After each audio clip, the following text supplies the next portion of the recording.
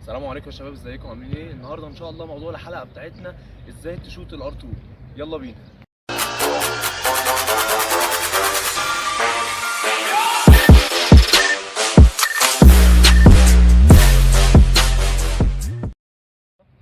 بصوا يا شباب، اول حاجه ان انا لازم وانا بحط الار 2 لازم اكون حاطط صباع رجلي الكبير. يعني اقرب كده، لازم وانا داخل على الكوره اكون داخل بصباع رجلي الكبير، داخل كده بزاويه اهو.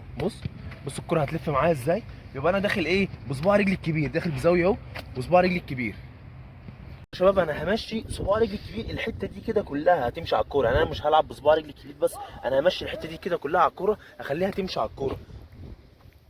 حاجه تانية يا شباب، دلوقتي في ناس تقول لي احنا بنحط صباع رجلنا الكبيره يا كابتن وبنشوف بنفس التكنيك اللي انت بتقول عليه، بس الكوره بتعلى مني. طول ما انت يا شباب حاطط رجلك من تحت الكوره، داخل حاطط صباع رجلك الكبير ورجلك كلها من تحت الكوره، هتلاقي الكوره بتعلى معاك. يعني انت وانت داخل حاطط صباع رجلك الكبير من تحت الكوره، بص اجباري هتلاقي الكوره بتعلى معاك. يبقى انت وانت داخل رافع، قرب كده، رافع رجلك حاجه بسيطه من على الارض. ما تخليش رجلك كلها من تحت الكوره كده، ده انت كده اكنك بتعلق الكوره. يبقى انت وانت داخل رافع رجلك حاجه بسيطه من على الارض، رافع رجلك حاجه بسيطه من على الارض. ساعه لما تعلى معاك هتلاقي عليت معاك في البرواز. الحاجه الاخيره يا شباب، رفعت عينك على الجون مهمه جدا جدا. يعني ايه؟ يعني انت مثلا لو جاي عايز تحط في البعيده، لو انت جاي من ناحيه اليمين مش زي ما انت بتحط في البعيده وانت من النص، مش زي ما انت تحط من هناك. فاللي هتحدد الكادر بتاع الجون الزاويه اللي انت جاي منها. فانت لازم بعد ما انت تخش تشوط، لو هتلاحظ الشوط اللي فات كلها وانا داخل اشوط هتلاقي دايما برفع عيني على الجون. يعني مثلا يا شباب لو انا جاي متطرف من ناحيه اليمين خالص، مش زي مثلا وانا متطرف، يعني انا مثلا من ناحيه اليمين قريب من الجون بالمنظر ده كده، لكن انا لو جاي من اليمين خالص مش زي ما انا قريب من هنا، مش زي مثلا من ناحيه الشمال خالص.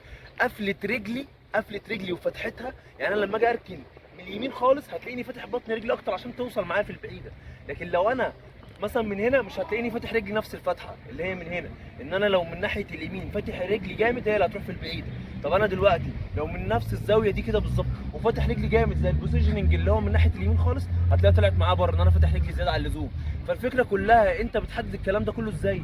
بعد ما انت بتسند بترفع عينك على الجون، ده انت اجباري انت بتلمح الجون. انت بعد ما عديت خلاص سند، رفعت عينك على الجون عشان تعلي من عنصر الدقه وتشوف الكادر البوزيشننج بتاع الجون، زي اكنك بالظبط بتعمل سكرين شوت للجون. فهتبتدي ايه الدقه بتعلى، بتبتدي تحدد الايه الزاويه اللي انت هتحط فيها. بصوا يا شباب، بعد ما اعمل فينت هرفع عيني على الجون اهو، رفعت عيني يا دوبك لمحت الجون ورحت شايط على طول عشان ارفع من عنصر الدقه. لو عجبك الفيديو واستفدت منه ما تنساش اللايك والشير، عشان الريتش عندي واقع جدا، فيا ريت تدعمني عشان اقدر اكمل في المحتوى بتاعي وافيدكم. ولو ناقصك اي حاجه اكتبي في الكومنتس، برد على كل الناس. سلام.